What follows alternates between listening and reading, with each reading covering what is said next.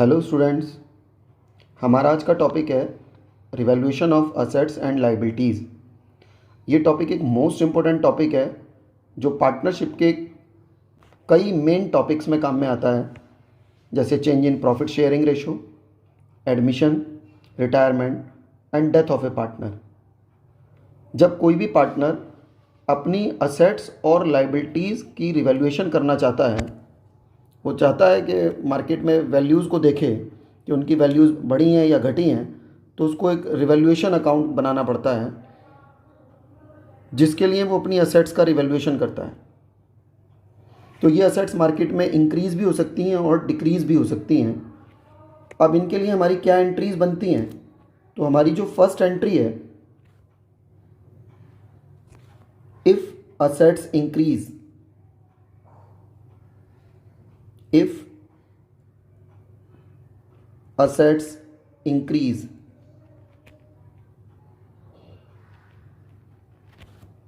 assets अगर increase होती हैं तो क्या जर्नल एंट्री बनेगी? अब देखो, असेट्स का बैलेंस होता है डेबिट, असेट्स का बैलेंस होता है डेबिट, और असेट्स अगर इंक्रीज हो रही हैं तो हमारी जो जर्नल एंट्री बनेगी वो बनेगी sundry assets account debit, assets account debit to revaluation.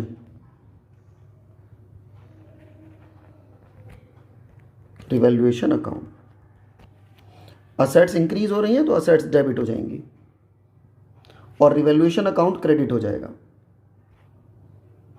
जितने भी अमाउंट से असेट्स इंक्रीज होंगी वो डेबिट में डाल देंगे, रिवैल्यूएशन को क्रेडिट में डाल देंगे। सेकेंड एंट्री हमारी, सेकेंड पॉइंट है, if assets decrease, if assets decrease,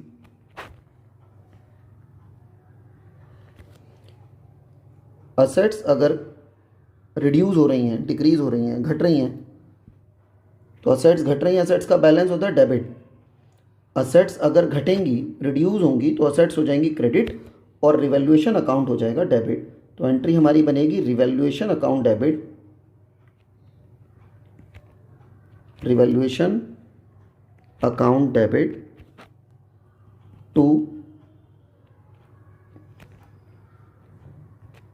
sundry assets, sundry assets account.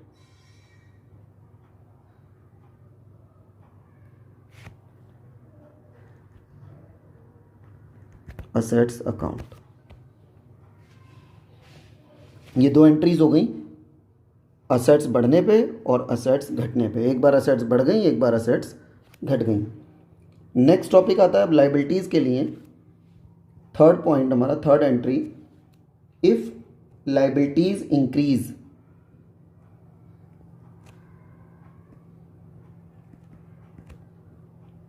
Liabilities increase, liability अगर इंक्रीज होती है, लायबिलिटी का बैलेंस होता है क्रेडिट, तो लायबिलिटी अगर इंक्रीज होगी तो क्रेडिट साइड में इंक्रीज होगी, लायबिलिटी इंक्रीज होगी तो क्रेडिट साइड में। तो लायबिलिटी इंक्रीज, तो लायबिलिटी को क्रेडिट करेंगे, तो डेबिट किसको करेंगे? रिवैल्यूएशन को।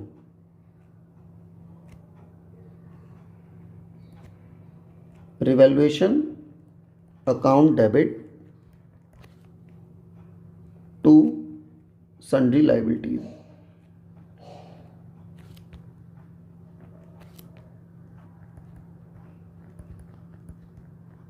Sundry liabilities account. जितने अमाउंट से लायबिलिटी घटेगी, सॉरी इंक्रीज होगी, उसको क्रेडिट कर देंगे। देन नेक्स्ट फोर्थ एंट्री है हमारी, इफ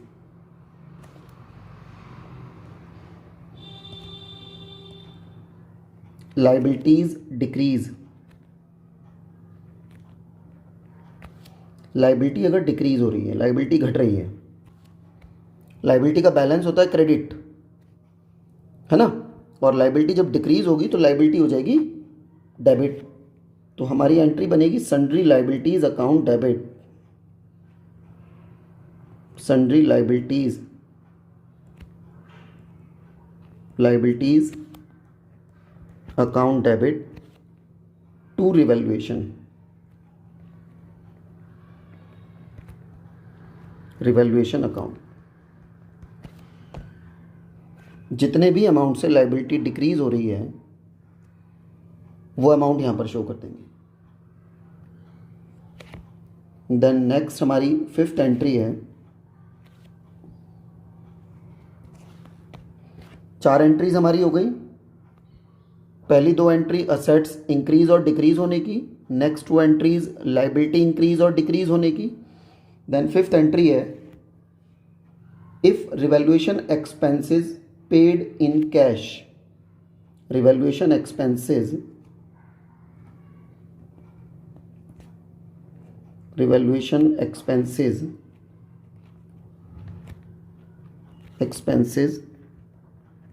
पेड इन कैश,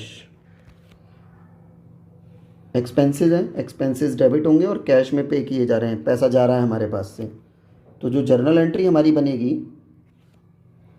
वो बनेगी रिवैल्यूएशन अकाउंट डेबिट, एक्सपेंसेस है ना, डेबिट होंगे,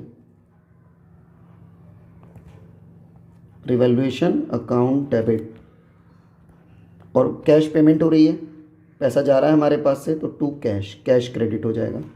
revaluation account debit to cash, जो भी एक्सपेंसेस फर्म ने पे किए हैं। The next sixth entry, if revaluation expenses paid by partner, ऐसा भी हो सकता है कोई पार्टनर पे कर दे,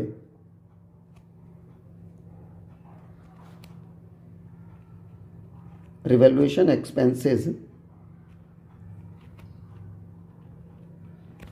paid by partner,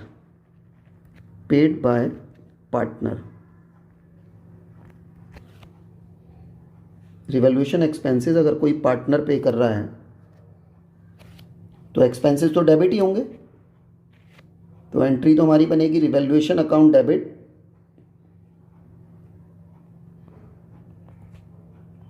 revaluation account debit to जो भी पार्टनर पे कर रहा है, partners capital account, partners capital account, जो भी अमाउंट एक्सपेंसेस का पार्टनर ने पे किया है उस अमाउंट से ये एंट्री हो जाएगी। पहली 2 एंट्री असेट्स इंक्रीज डिक्रीज की, next 2 entries liability increase decrease की, इसके बाद की नेक्स्ट फिफ्थ और सिक्स्थ एंट्री रिवैल्यूएशन एक्सपेंसेस की, कैश में पे किया जाए या कोई पार्टनर पे करे। देन इसके बाद जो हमारी एंट्रीज आती हैं,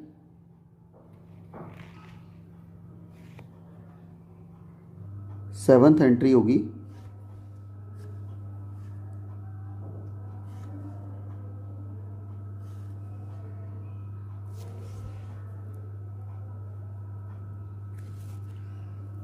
इफ रिवैल्यूएशन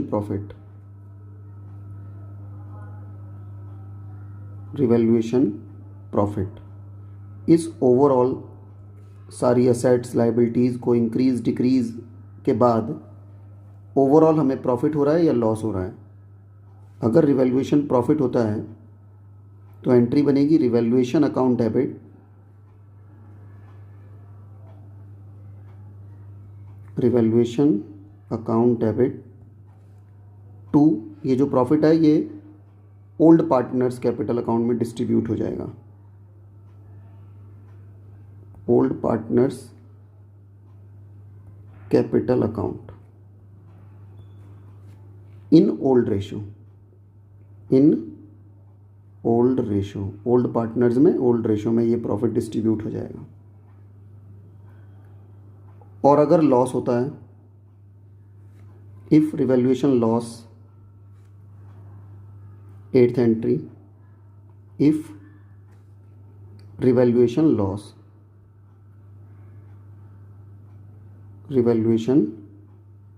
लॉस, अगर लॉस हो रहा है तो लॉस भी पार्टनर्स कैपिटल में डिस्ट्रीब्यूट होगा, लेकिन एंट्री रिवर्स हो जाएगी। तो एंट्री क्या बनेगी? Old partners capital account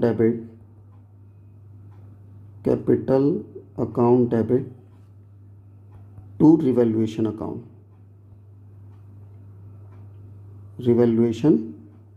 account. ये भी ओल्ड रेशो में डिस्ट्रीब्यूट होगा, in old ratio, old partners old ratio. क्योंकि जो रिवैल्यूएशन प्रॉफिट हुआ है असेट्स और लाइबिलिटी में, वो सारा अब तक पुराने पार्टनर्स बिजनेस को चला रहे थे, तो उससे होने वाला प्रॉफिट या लॉस भी पुराने पार्टनर ही बियर करेंगे। और ये एंट्रीज़ होंगी, टोटल 8 एंट्रीज़ हमारी रिवैल्यूएशन में हैं। अब इसमें एक मेन बात जो आपको समझनी है, एक मेन बात पे जो आपको ध्यान देना है, वो देखो क्या है, मैं आपको एक बार समझाऊं। अगर हमारी असेट्स इंक्रीज़ हो रही हैं, असेट्स इंक्रीज़ होती हैं तो हमें प्रॉफिट हो रहा है। असेट्स इंक्रीज़ होती हैं तो क्या हो रहा है? प्रॉफिट। असेट्स की वैल्यू अगर हमारी बढ़ रही है तो प्रॉफिट है। और प्रॉफिट क्या होता है? क्रेडिट। अभी जब हम रिवैल्यूएशन अकाउंट बनाएंगे तो ये पॉइंट्स वहाँ पर काम में आएंगे। और असेट्स की वैल्यू अगर घट रही है, असेट्स डिक्रीज़ हो रही हैं, तो असेट्स घट रही हैं तो हमारे लिए लॉस है। एक कोई बिल्डिंग है जिसकी वैल्यू 20 लाख से 18 लाख की रह गई, तो हमें तो लॉस हो गया ना। और लॉस हमेशा क्या होता है? डेबिट। असेट्स अगर डिक्रीज़ हो रही हैं तो लॉस होगा, और लॉस होता है डेबिट।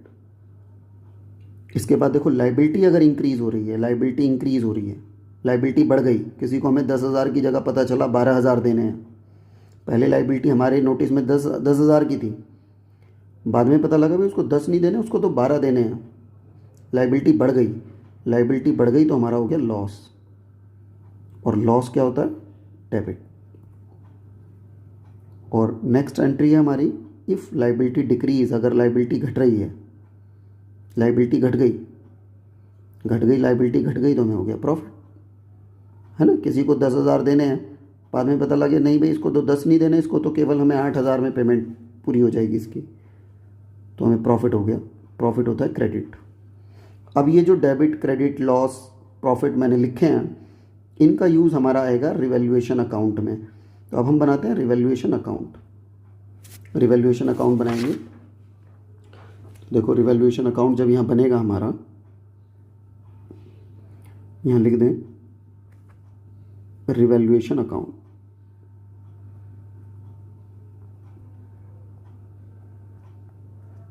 रिवैल्यूएशन अकाउंट जब हम बनाएंगे तो रिवैल्यूएशन अकाउंट की ये वाली साइड देखो डेबिट साइड है, ये डेबिट साइड है, और ये क्रेडिट साइड है। अभी हमने ऊपर जो मेंशन किया, जितने भी लॉसेज हैं, लॉस सारे डेबिट में आएंगे, और प्रॉफिट्स क्रेडिट में आएंगे। लॉस डेबिट साइड में और प्रॉफिट्स क्रेडिट साइड में। अब देखो, सबसे पहली एंट्री में असेट्स इंक्रीज़ हो रही थी। असेट्स अगर इंक्रीज़ हो रही हैं तो हमारा प्रॉफिट है, असेट्स बढ़ रही हैं तो प्रॉफिट है, मैंने ऊपर लिखा हुआ है एंट्रीज़ में। तो वो प्रॉफिट हमारा कौन सी साइड में आएगा? क्रेडिट साइड में। क्रेडिट साइड में डाल देंगे बाय असेट्स इंक्रीज़।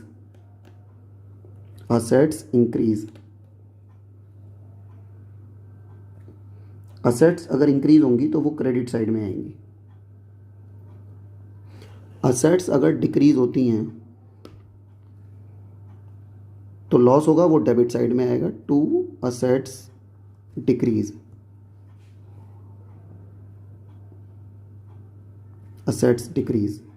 डेबिट में आ जाएंगी।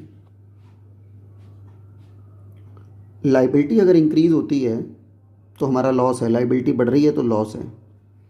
टू लाइबिलिटीज़ इंक्रीज़,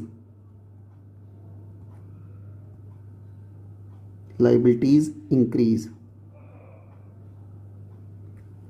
अगर इंक्रीज़ होती है तो हमारा लॉस है, डेबिट में आएगा। और लाइबिलिटी अगर डिक्रीज़ होती है तो हमें प्रॉफिट है, by liabilities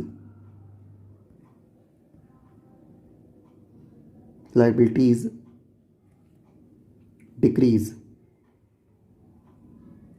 liability decrease,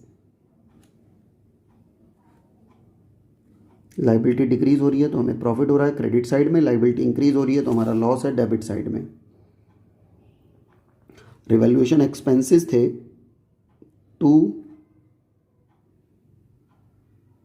expenses, देखो या तो पार्टनर करेगा या हम कैश में करेंगे, तो कैश या बैंक, अगर कैश से करते हैं तो to cash oblique partners capital account, partners capital account अगर पार्टनर कर रहा है तो वो यहाँ आ जाएगा। अब ओवरऑल इन सब को ऐड लेस करने के बाद अगर क्रेडिट साइड का टोटल ज़्यादा आता है तो डेबिट साइड माइनस करके जो वैल्यू यहाँ बचेगी तो ये हमारा प्रॉफिट होगा, और इसको हम लिखेंगे to profit transfer to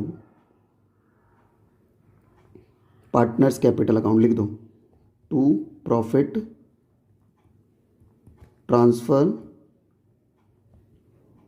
transfer to partners capital account, partners capital account. और सपोज करो ए और बी दो ओल्ड पार्टनर्स हैं तो दोनों में डिस्ट्रीब्यूट हो जाएगा ये प्रॉफिट। और अगर वैल्यू इधर बैलेंस आता है बाय, तो ये लॉस होगा, हमारा रिवैल्यूएशन लॉस होगा, और ये भी ओल्ड पार्टनर्स में ट्रांसफ़र होगा, और इसके लिए लिखेंगे by loss transfer to partners capital account, A और बी पार्टनर, इनके प्रॉफिट शेयरिंग रेशो में ओल्ड रेशो में लॉस ट्रांसफ़र हो जाएगा, दोनों साइड का टोटल इक्वल आ जाएगा। ये हमारा रिवैल्यूएशन अकाउंट, ठीक है। एंट्रीज़ के सामने मैंने लॉस और प्रॉफिट, डेबिट और क्रेडिट मैंने लिख दिया था, तो हमारा अकाउंट बनाना थोड़ा सा ईजी हो जाता है। मोस्ट इम्पोर्टेंट टॉपिक है, ईजी टॉपिक है, वैल्यूएबल टॉपिक है, और आपको समझने में भी अच्छा लगा होगा। इस टॉपिक को करेंगे, पार्टनरशिप के हर टॉपिक में काम में आएगा, हर चैप्टर में काम में आएगा, चाहे वो एडमिशन का चैप्टर है, रिटायरमेंट का चैप्टर है, change in profit sharing ratio का चैप्टर है, या डेथ का चैप्टर है। क्योंकि कोई भी नया पार्टनर जब एडमिट होता है तो वो चाहता है कि असेट्स और लाइबिलिटी का रिवैल्यूएशन करा लिया जाए, और अगर कोई पार्टनर रिटायर होता है तो वो भी चाहता है कि रिवैल्यूएशन करा के ही वो पार्टनरशिप फर्म से रिटायरमेंट ले।